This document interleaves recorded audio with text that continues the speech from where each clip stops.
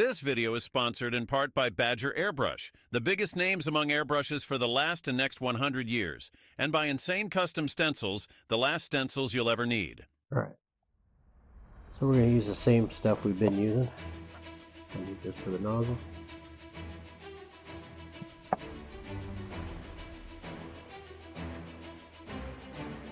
Alright, so we're going to pull the back off. Get the air valve out. Super tight. So we'll do the pliers.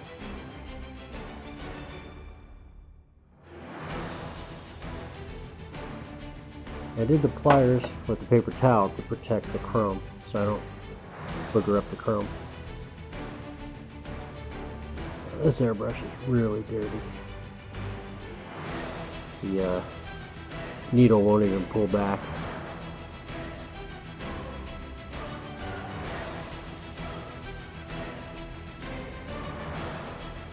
So this one, I think I might soak it. And even the air valve, you can see some paint on there. This is probably one of my workhorses.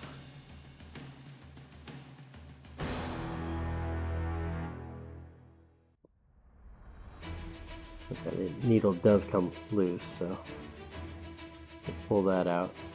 There's a whole bunch of paint build up here, so that's why it was sticking on the packing.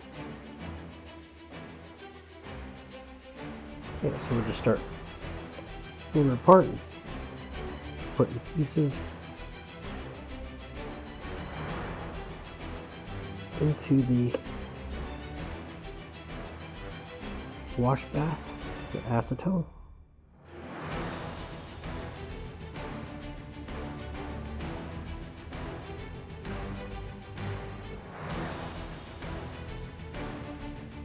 Some paint build up inside the body here.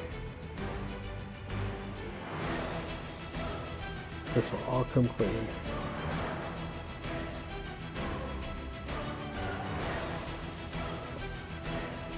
Now the spring won't come out. The spring comes out through the back on these Badger Velocities. So we'll just leave it that way.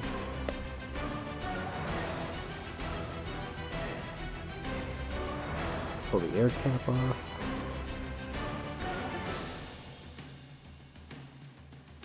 And pull the head off. That's tight. So now carefully.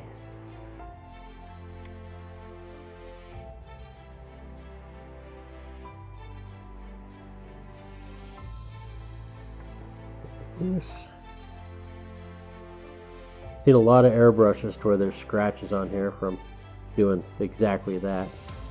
So the paper towel helps a lot. Another thing that would probably work good is a glass for your eyeglasses, the cleaner material.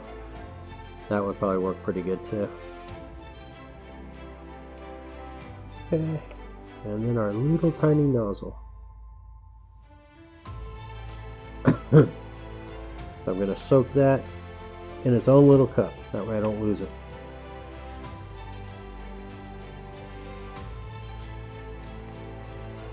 Okay, so the airbrush body is completely pulled apart, ready to be cleaned. You can see how bad it is. There's a whole bunch of dirt on that. So put the body in there. Now this we have to pull apart. You can hear the squeak. So that squeak is the O-ring in here that wasn't lubed for a while.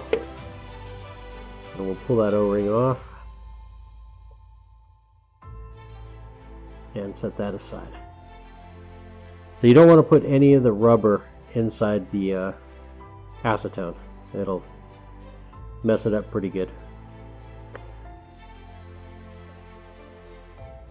So it's pretty dirty, but it'll work.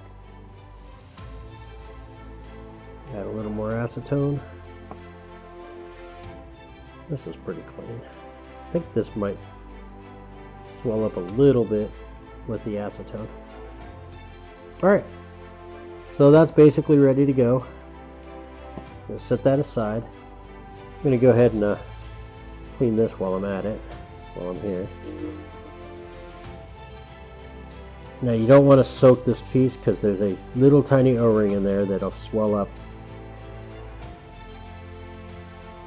if you get acetone on it. And I do have some that I have to rebuild, so we will go through that rebuilding process.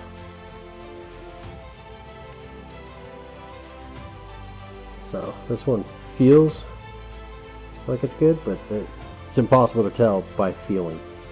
We have to hook air up to it and then move this and make sure that the valve turns on and off.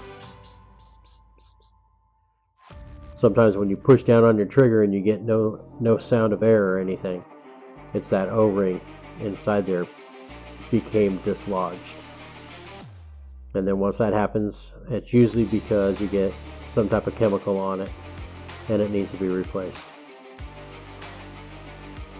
So sometimes it's easier just to buy a whole new valve already done, but since I'm going to show you guys how to do it, you guys will be able to just get the O-ring and put it on there and rebuild it. Okay, so that's done. I'm going to go ahead and get this inside the... Let me see if I can reach it. Yeah. Alright, so here's the ultrasonic cleaner. This thing is, I want to say, 25-30 years old. So I put water in it, and the reason why I did so is because if you put acetone directly in here, it's an explosion problem. Water helps keep it cool. This water does get warm. I have put acetone in it before, and it evaporates really quick, and it's not safe. So what I'm going to do is put the cup in there. Now the cup kind of floats a little bit, so I put pliers on top of it, and then I need my little bottle. I could put that in there. I want to make sure that doesn't fall over, and let's see if I can turn it on. There we go. Alright, so that's going to really mess up with the sound. Sorry about that with anybody with headphones. We're going to do this for probably about 5 hours. I'm going to do it because the airbrush is so bad to break all that down. So I'll do it for, you know, what it's like 30 minutes, 40 minutes. Actually, it's less than that, sorry. I want to say this runs for like 10 minutes, and then it shuts off. I'll let it soak for a while. I'll do it again and again and again, and just keep doing it until I feel that it broke down all of the paint on the airbrush. Not necessary, but depending on how bad your airbrush is, it might be necessary. In my case, it's probably necessary.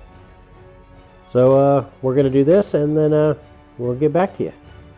Whenever you're in the market for a high-quality airbrush, think Badger Airbrush. We carry a long line of high-quality airbrushes like our flagship series, the Sotar. The Sotar comes in 3 versions as seen here. Then there's our Renegade series, such as the Krome, the Velocity, and the Spirit. Then there's our Omni, our Vega, and our Extreme Patriot, just to name a few. What sets our airbrushes apart from all the others is the fact that our products are strictly American-made. They're easy to maintain, and parts are easy on price. So when you think airbrush, think Badger Airbrush, the leading names in airbrushing for the last and next 100 years. Here at Insane Custom Stencils, we're so totally bonkers over our products that we can't contain ourselves. We have fire stencils, skull stencils, and fishing lure stencils, and so much more. You'd be insane if you didn't come check out insanecustomstencils.com and shop our wide selection of stencils. Our stencils are made of 10 mil polyethylene, and they're reusable. You better hurry. They're selling faster than we can make them. Remember, insanecustomstencils.com. All right, so I got the airbrush out of the ultrasonic cleaner. A little bit of dirt in there we were working on. I'm going to go ahead and take this, add a little bit of acetone to it.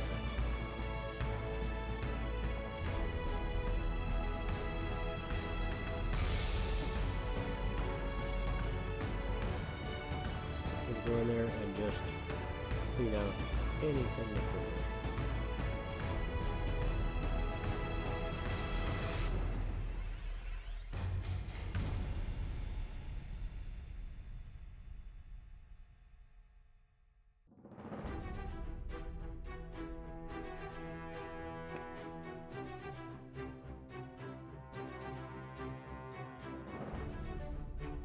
Now they have brushes for these, but talking to the manufacturer, they don't like it when you use anything metal to shove through there other than the needle.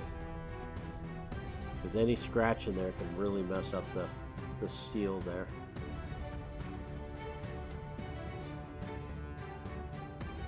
So if you take the Q-tip and kind of grab onto it and spin it out, you can get a point onto it.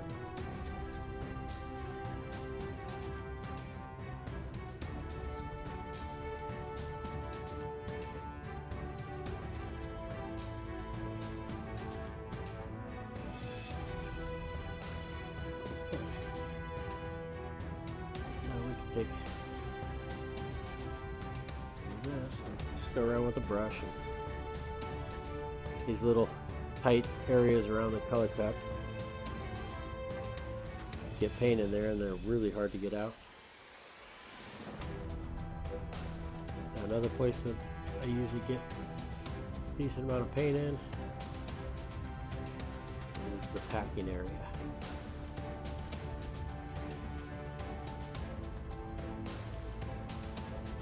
Look how dirty that is.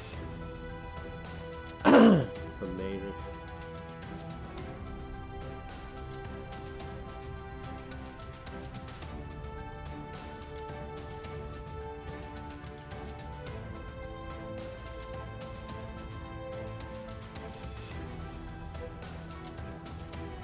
See how dirty that is in there. Now this airbrush is probably 15 years old. And I don't clean it every year. I've done a lot of jobs with this one,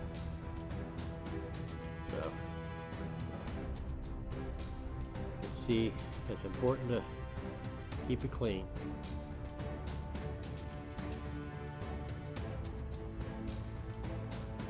Now I always, when I put something in here and push up against the packing, I always make sure I go clockwise. So that way, if the packing nut is a little bit loose, it'll tighten it up and it won't back it out. On some of my other airbrushes, I've done that.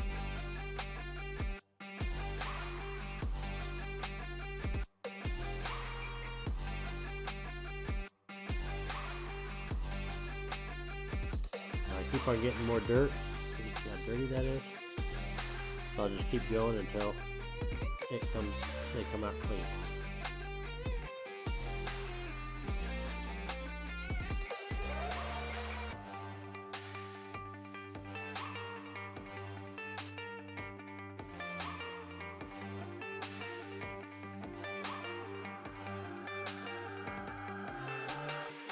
And it necks down right here, so it's a little hard to get the Q-tip in there. Go ahead and around all this.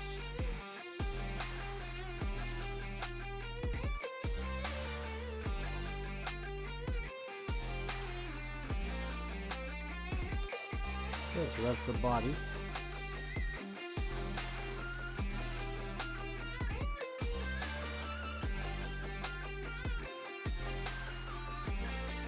Probably the hardest part to clean. This is the nozzle.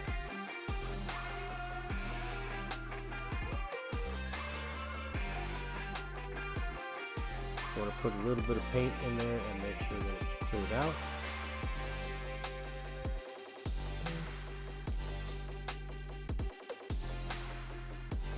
Yeah, it's coming through. Remember when we first did that? Paint didn't, or acetone didn't even flow through it. Now we're looking good. Alright, so I'm going to call the body clean. Now we can start grabbing other parts and start cleaning those. Now a lot of these parts are just basically pull it out and dry it off, because there's not much dirt that gets in them. What I could do is pull off this nut.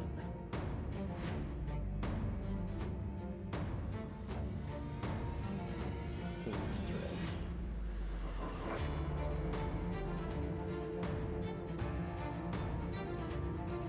Sometimes paint gets on the knurling.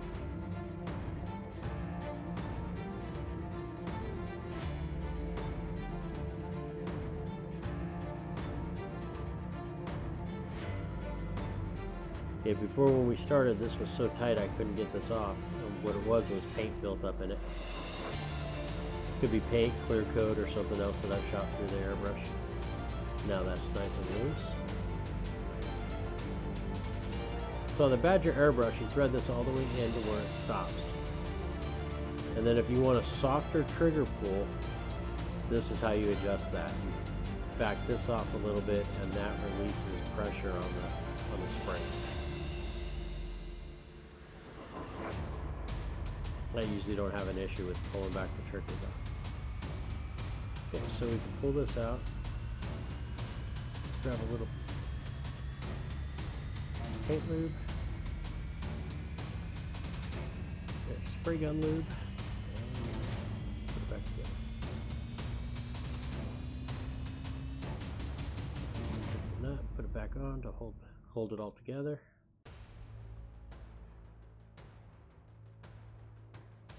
Now that's lubed up, all ready to go.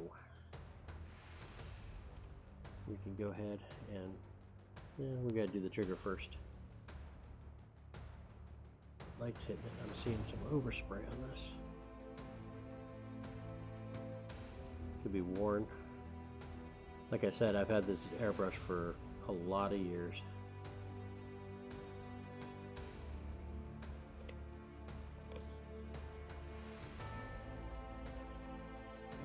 Trigger. This is the tail piece. This thing's pretty clean. So this soaked in acetone overnight.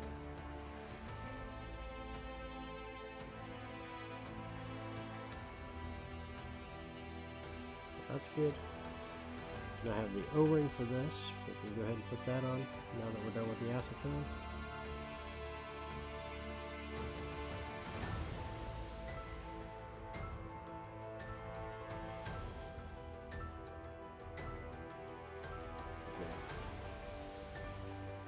Other part of that.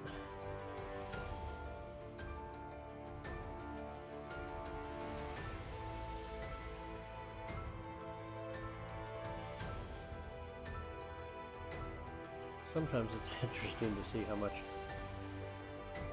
paint got in the tail shaft of this.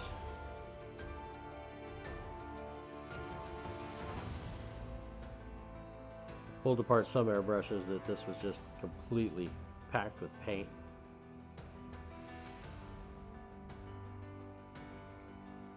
And that's when you say that somebody had a bad day in the office. So that wasn't too bad, but it was dirty. Okay, now this gets threaded on. And I'll take a little bit of lube, put it on the threads.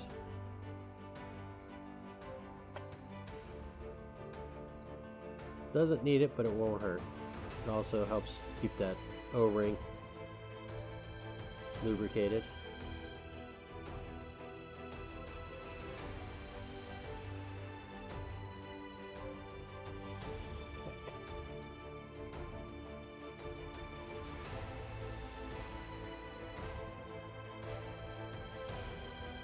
Okay, so this is the head assembly. Nozzle lockdown nut. I've heard it called a whole bunch of different things.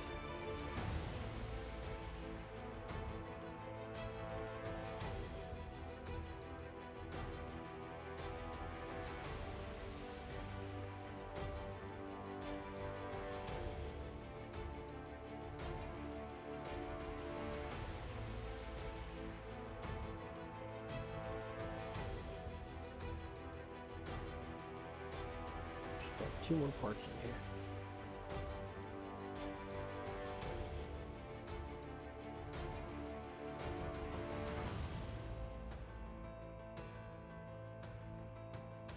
Trigger back down, back piece.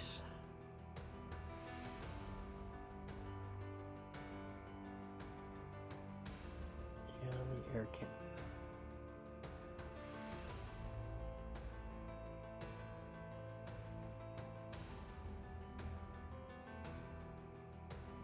Whenever you clean an airbrush, make sure you're working over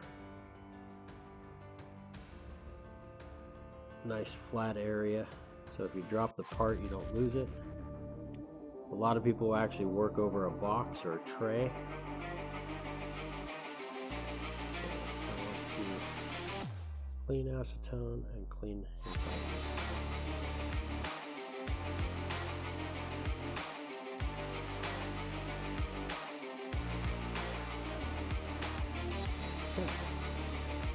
So all of our parts are clean. Really clean the trigger.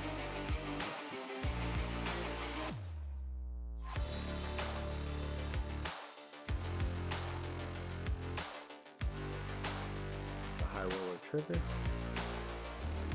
You can see how dirty that was.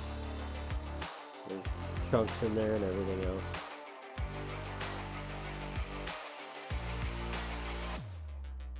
Okay, so the nozzle is still in here. We'll put the nozzle in there. So we'll get that out a little bit. Okay, let's start building. So what I'll do is I'll take this. We did loop this already.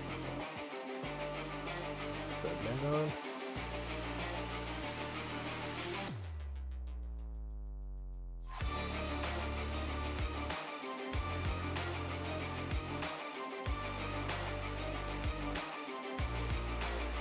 That's too tight, so we have to be He-Man tight.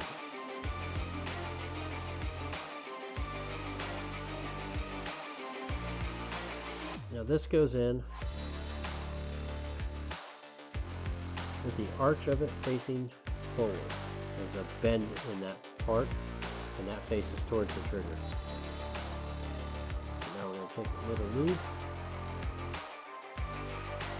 put it on the trigger.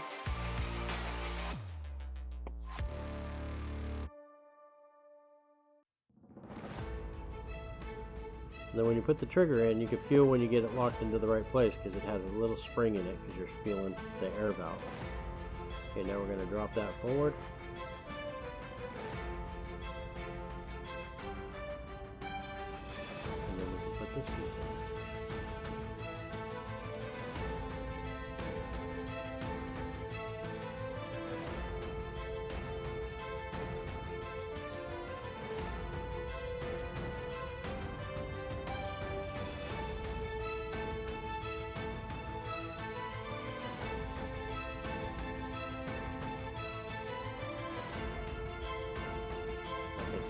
Turn this into where it stops.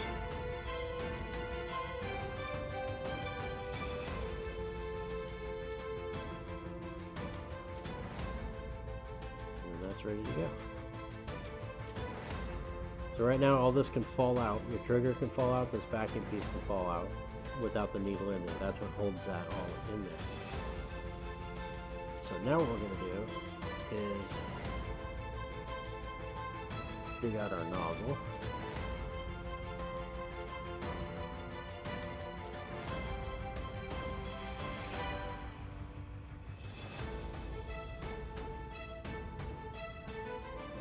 Here's our little tiny nozzle. These things are tiny. Now what I'll do is I'll take the needle. I'm sure this is not recommended, but this is the way I've done it for years.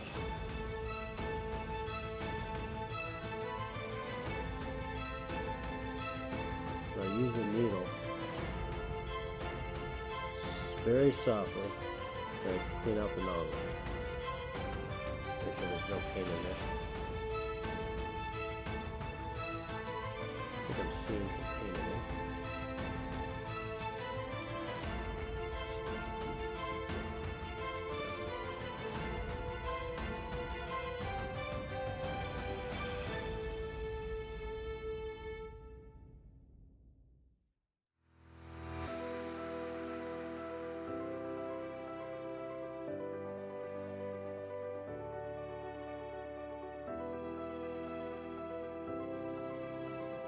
Paintbrush.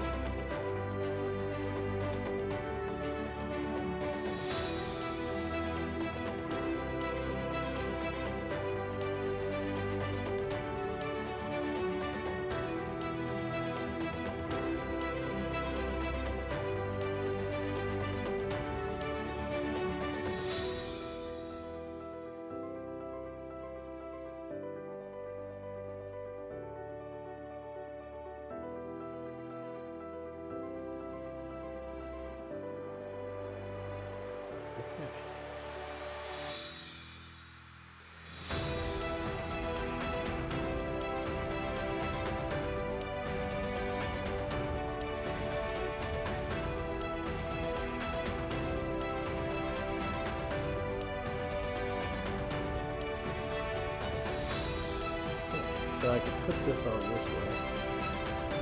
Run the needle through part of the airbrush. And what we'll do is we'll get it close. Now is when this all comes into play. So this is my wax here. Way too much. I'm going to take just a little bit of wax and slide it on the back of that nozzle.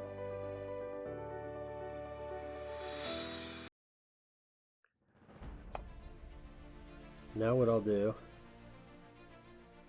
is we'll take the needle and draw it back in the airbrush. And then once we get it to a certain point, I take my 2 fingers, pinch the nozzle, and spin the airbrush as I'm pushing the nozzle into. Do that. Don't lose that. So that's why it's important to have something easy to see.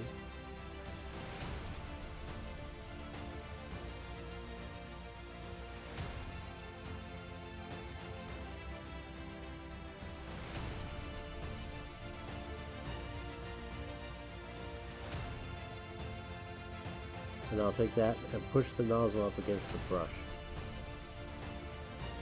against the body, and spin it. So that way I know that there's wax all the way around that part. Now with that done, I can set that down. We'll pick up the head assembly. And I'll throw some wax on that.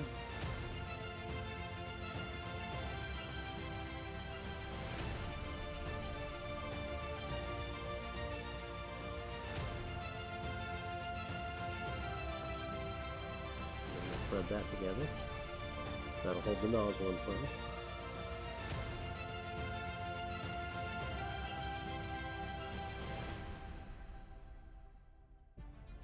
And then the air cap, we could put a little bit. You don't have to. If it bubbles, it's not a big deal with paint or moisture around the air cap. But a little bit of wax will help seal those threads up. So put a little bit of wax on that. Carefully thread that on.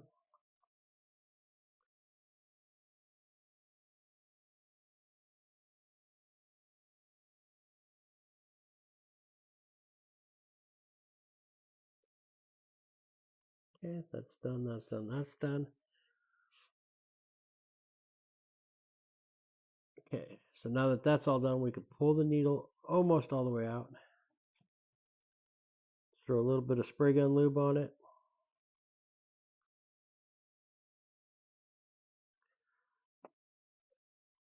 Slide it forward. I usually walk it, as soon as I feel it go into the packing, the bushing that's inside here, I'll usually slide it back and forth a couple times. And then I push it forward where I feel it touch the nozzle, and then I give it a little bit of a turn and then tighten up. Now that's seated and ready to go. The only thing left is to throw the backing on. And this airbrush is ready for service.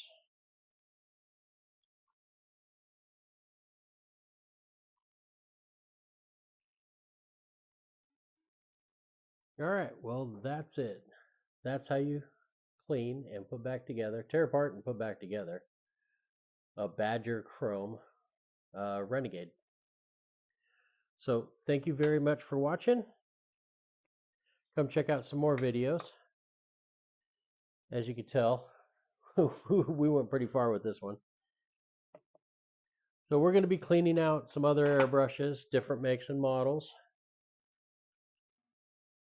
and restoring them. Some of these have bent needles, some have nozzles, some of these have spray problems that skipping or just all different type of stuff that can happen while you're airbrushing. So please like, subscribe to our channel, hit the notification bell. That way it notifies you when I'm doing projects like this. And if you guys have any questions, please leave it in the comments.